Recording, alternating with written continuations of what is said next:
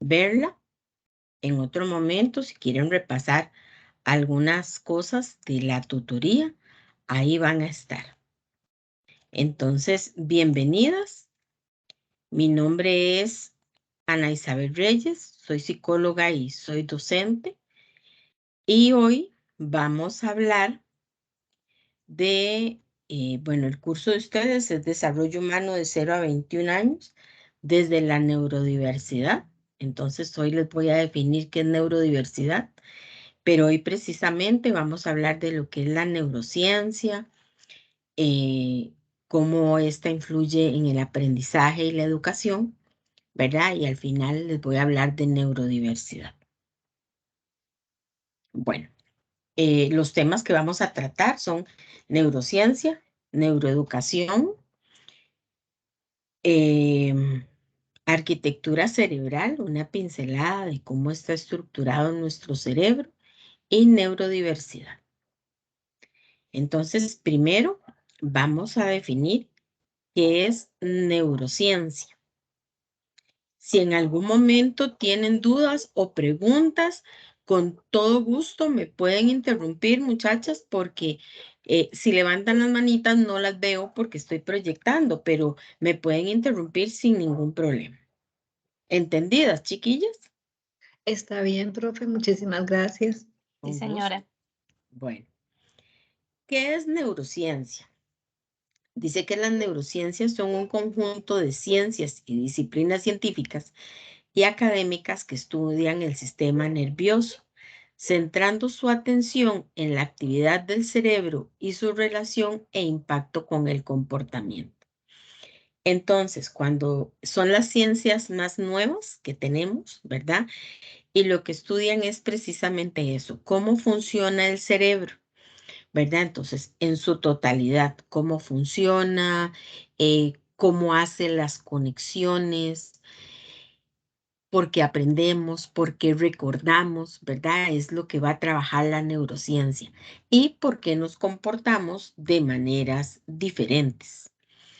Entonces, la neurociencia tiene diferentes ramas. Una de ellas es las neurociencias y el aprendizaje, ¿verdad?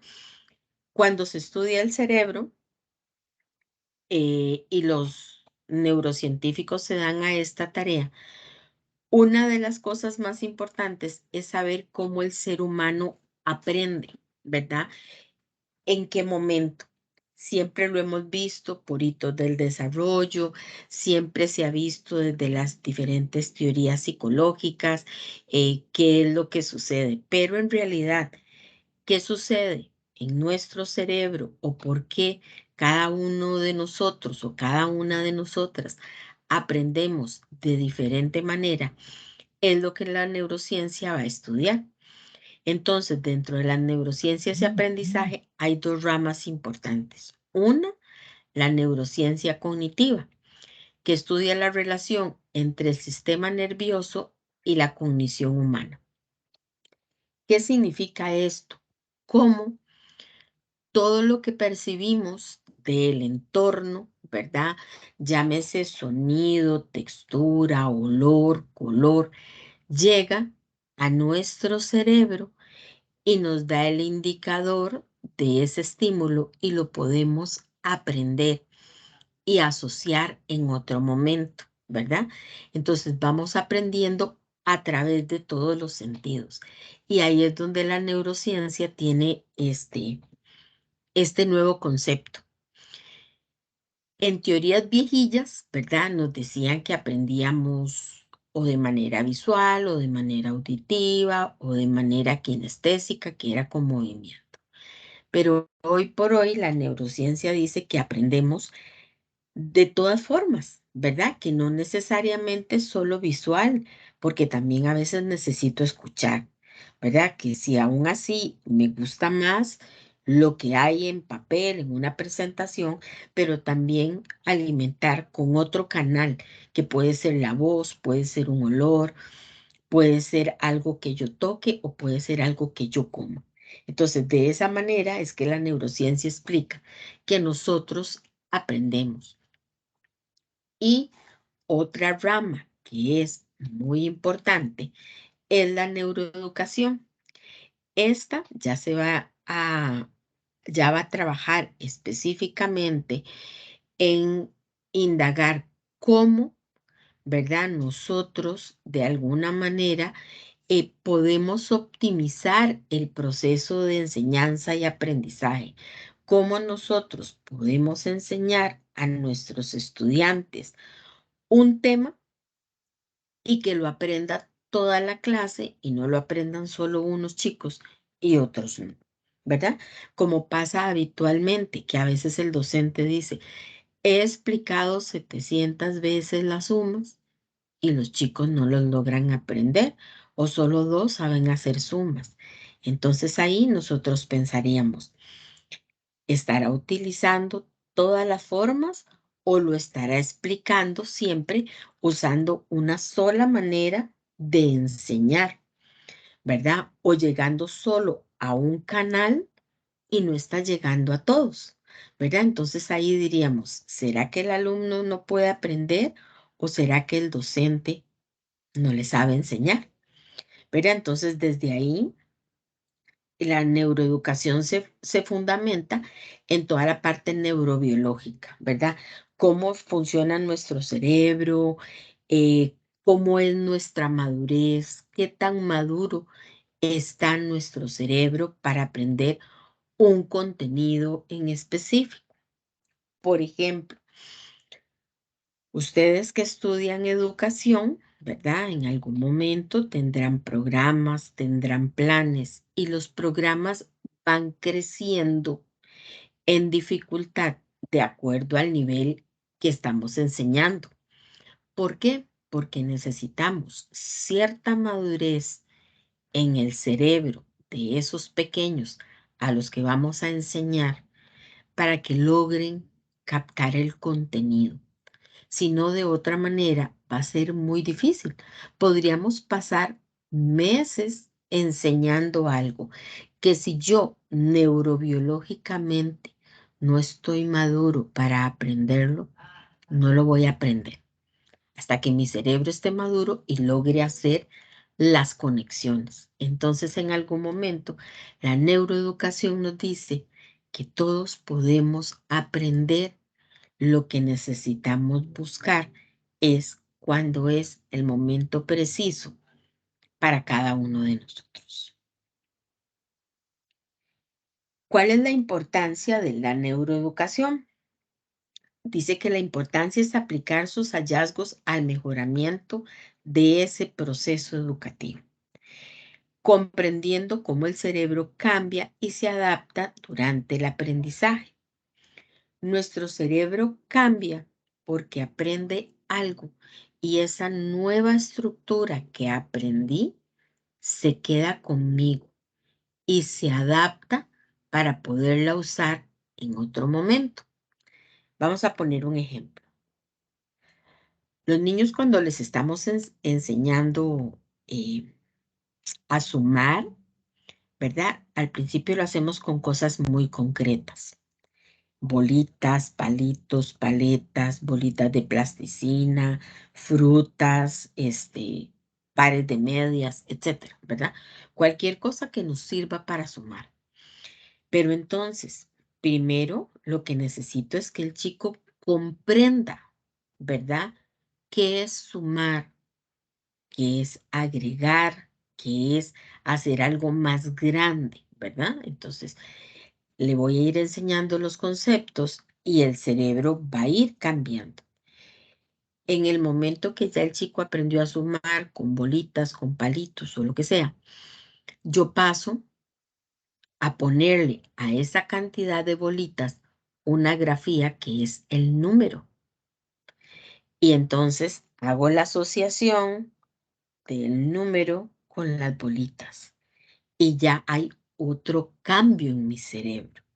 Ah, entonces estas bolitas que conté, 1, 2, 3, ahora la asocio con la grafía o el símbolo, el número 3.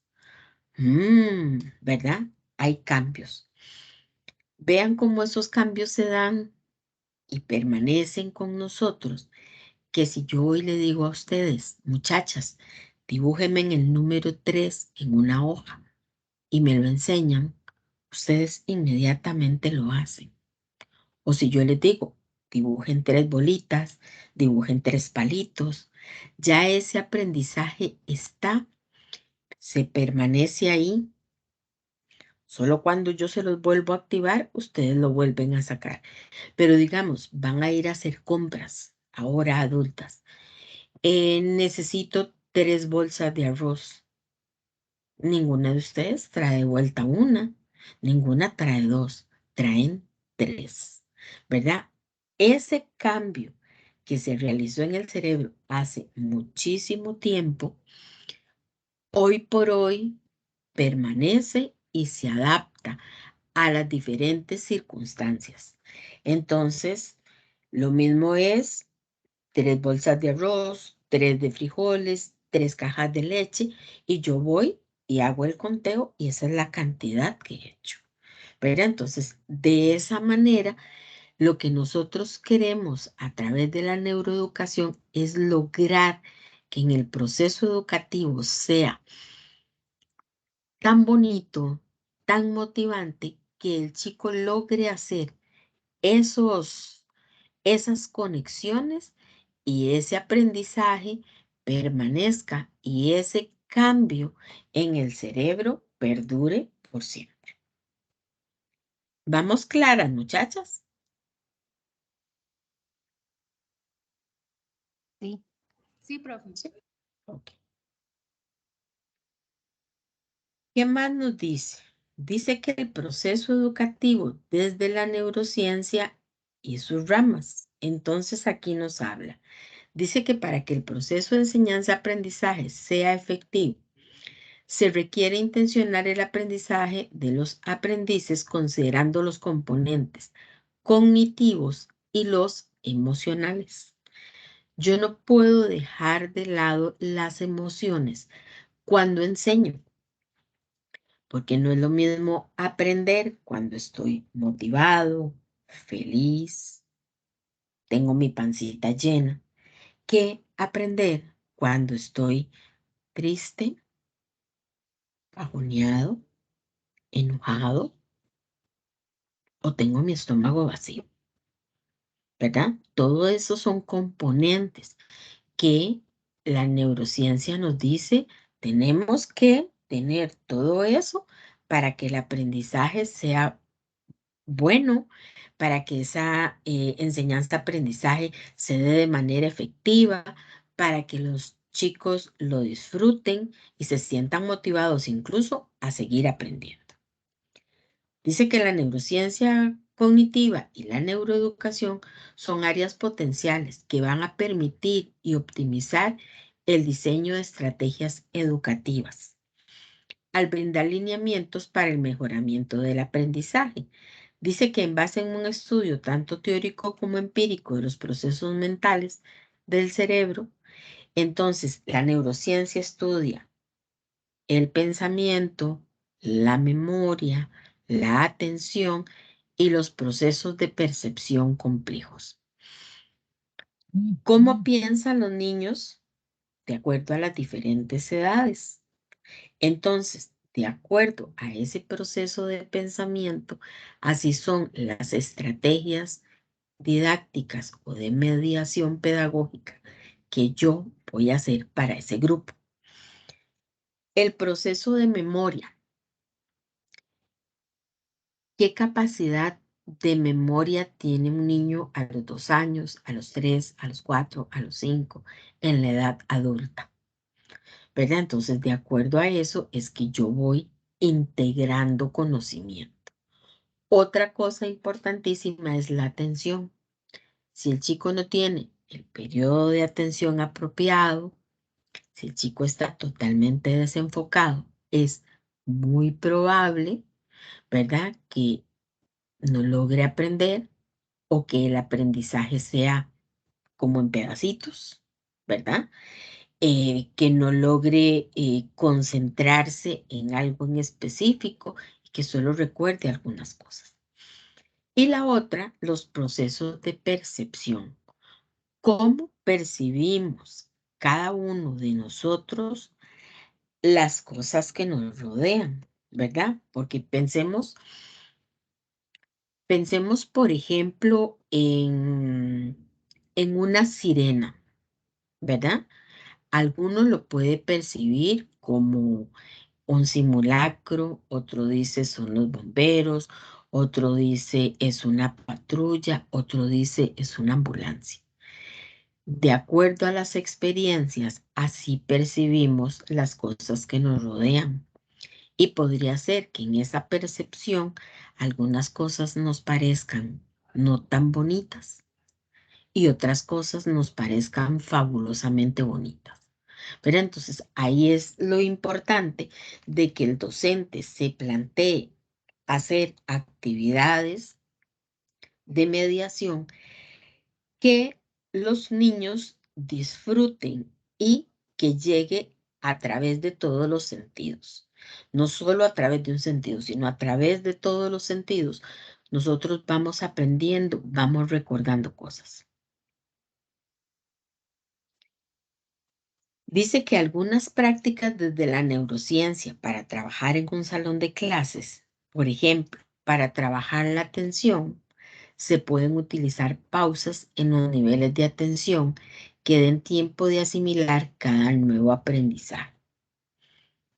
Si en este momento yo hago una pausa y empiezo a preguntarles a ustedes, hasta aquí, ¿qué les ha quedado claro? O hasta aquí, ¿qué han entendido? ¿Verdad? Y ustedes me pueden decir, entonces, lo que estoy haciendo es dando tiempo para que ustedes asimilen lo que yo vengo hablando, ¿verdad? Si en este momento yo les pregunto, y la participación es libre y la que quiera, hasta aquí, ¿qué han entendido? ¿Qué me pueden decir, muchachas?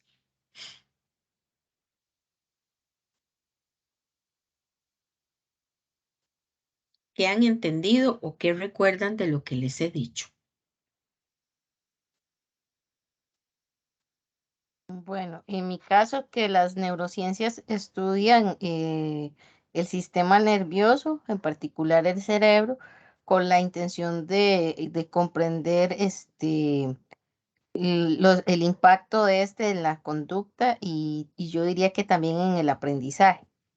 Perfecto, muy bien, muy bien. ¿Alguien más quiere decir algo?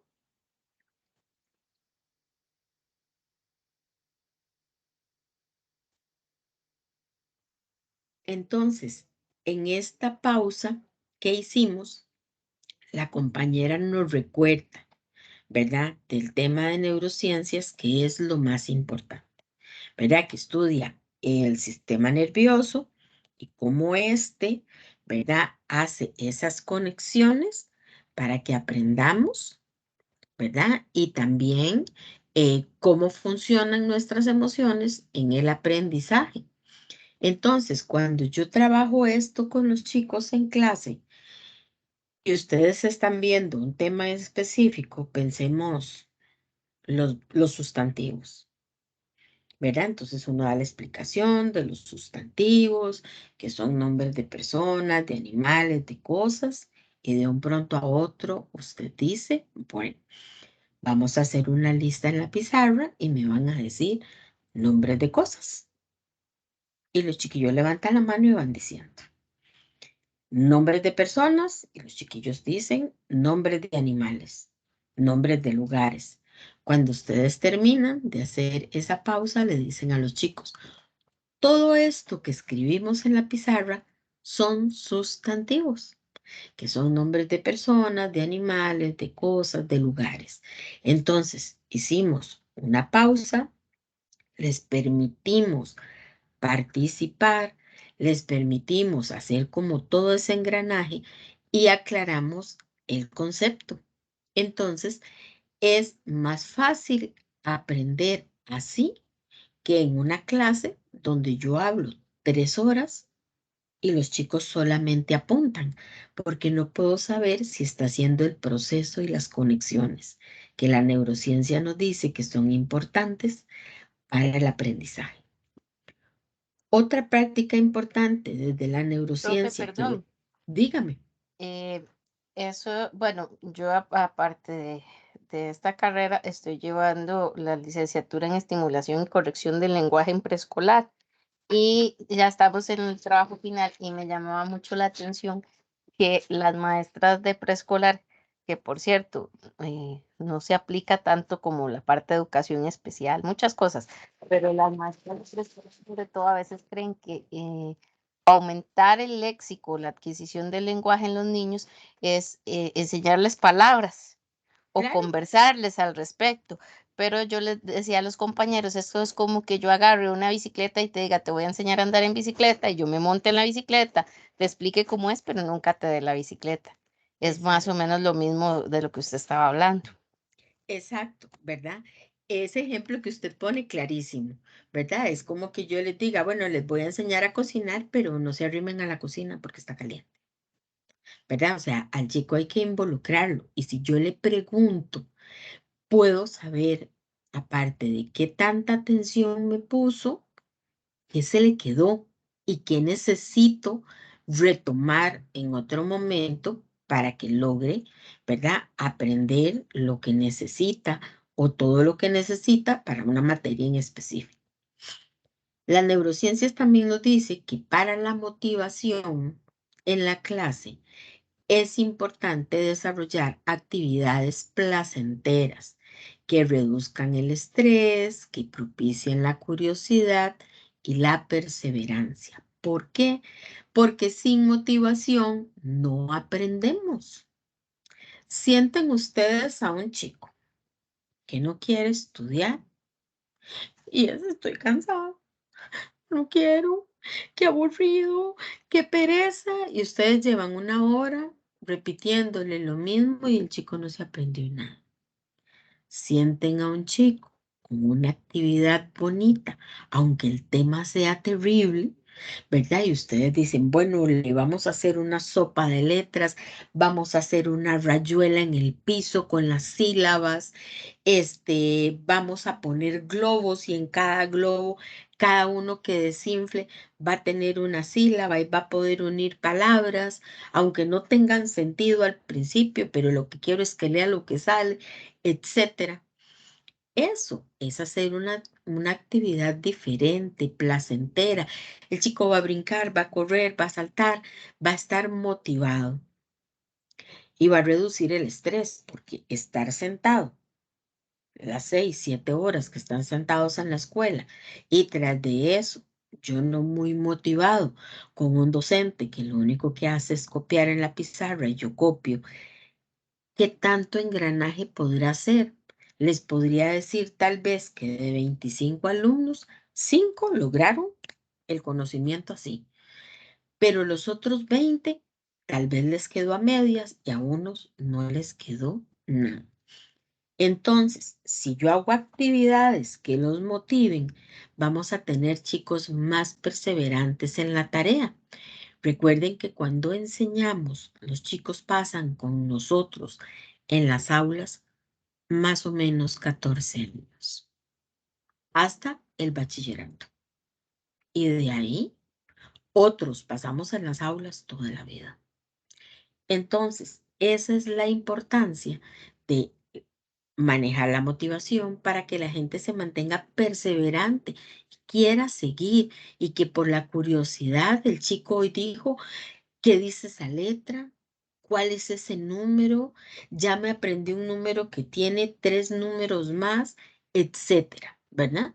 Entonces, eso es lo importante. Y la otra, para la memoria, recomiendan las repeticiones en distintos escenarios, pero no hay aquella repetición como la lorita de como hacemos con las tablas, 2 por 1, 2, 2 por 2, 2, y en la misma secuencia que si se nos olvida una, se nos olvidaron todas, sino que dice aquí en diferentes escenarios. Hoy repito las tablas en la clase o hago algún juego interactivo con las tablas.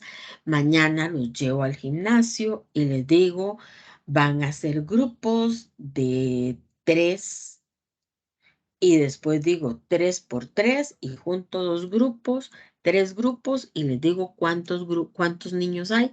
Hay 9. 3 por 3 son 9. Y ahí voy, ¿verdad? Entonces, la idea es que diferentes escenarios.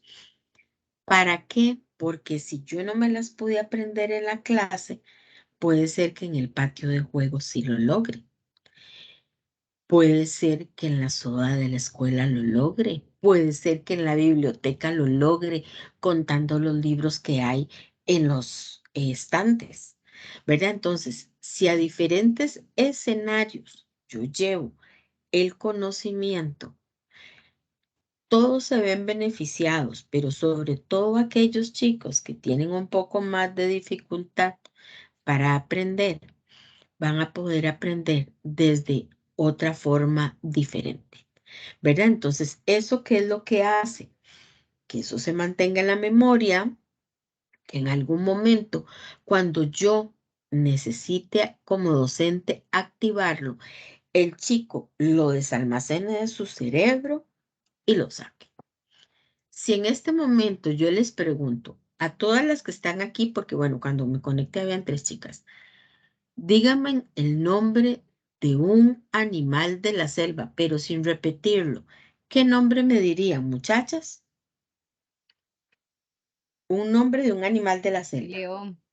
León, la otra compañera, Gorila. gorila, ¿y la otra? ¿Un tigre? Ajá. ¿Hay alguien más ahí? No, No, profe. solo ustedes 3. Ok. León, gorila y tigre. ¿Qué hicieron ustedes en este momento? Fueron a su almacén del cerebro, sacaron la carpetita de animales salvajes y dijeron león. Y como no se podía repetir, entonces la compañera dijo, ay no, ya león no, busco otro, gorila. Y el otro dijo, ay, ya gorila no lo puedo decir, busco otro, tigre. Eso es porque en algún momento ese aprendizaje que ustedes obtuvieron, primero, se convirtió en significativo, estuvieron muy motivadas para aprenderse a los animales salvajes. Alguien se los relacionó y les dijo, salvajes, vive en la selva, no los podemos tener en casa. Y hoy por hoy ustedes inmediatamente buscaron. Vamos a hacer otro.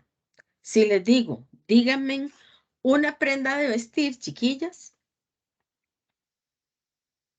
Zapatos. En Ah, agua. ajá, Un vestido. ok. Vean que volvimos a lo mismo, fueron a otra carpeta. Ninguna de ustedes me dijo foco, vaso, plato, ¿verdad? Fueron hasta su almacén cerebral, el específico, buscaron prendas de vestir y de ahí sacaron los zapatos, la enagua y el vestido. Porque cuando algo se aprende y se aprende bien, perdura en nuestra memoria. Eso es lo que la neurociencia quiere, que el aprendizaje permanezca en nosotros y no sea un aprendizaje circunstancial. Ustedes terminaron este curso y les preguntan algo, ustedes dicen, yo no me acuerdo que vi en ese curso. O dicen, lo llevé hace tanto tiempo que no recuerdo, ¿verdad? Entonces lo que queremos es que al menos nuestros alumnos de cada uno de los temas vaya quedando cosas en ese almacén que luego las pueden asociar con otras cosas y unir con nuevo conocimiento. Vamos a ver. ¿Cuáles son las bases para un aprendizaje constante? ¿Verdad? Ojo. Entonces, una es la plasticidad neural. Para que nosotros aprendamos constantemente, necesitamos de plasticidad neural o neuroplasticidad, que ese es el potencial que tiene nuestro sistema nervioso de modificarse tanto anatómicamente como fisiológicamente para formar conexiones nerviosas que van a responder a la nueva información que nos llega por los sentidos. Entonces, vamos a poner un ejemplo. Bueno, este mismo con los animalitos, ¿verdad? Cuando ustedes estaban pequeñas, en algún momento, si asistieron al preescolar, por ahí de primer, segundo grado, vieron los animales y vieron, depende del lugar a donde viven, ¿verdad? Empezaron con animales domésticos, que es a veces con lo que uno empieza, que es lo más cercano al niño, ¿verdad? Animales domésticos, entonces que se pueden tener en la casa, que son pequeños, que uno los puede alimentar, etcétera. Entonces, ya ahí tuve toda una modificación anatómica de mi cerebro, porque ya hizo unas conexiones para que yo diga, domésticos, perro, gato, la lora, unos pececitos de agua dulce, unas tortuguitas, unos hámster, ahora los chicos tienen unos erizos, ¿verdad? Ratitas blancas, etcétera. Entonces ya hicimos esa modificación anatómica y fisiológicamente, donde se formó la conexión y ya nos quedamos con esa información. Quizás en ese momento esa información, ¿verdad? Les llegó porque la llevaron a un lugar determinado y vieron los animales, o los chicos trajeron a la clase las fotos de las mascotas, ¿verdad? Y alguno o en alguna clase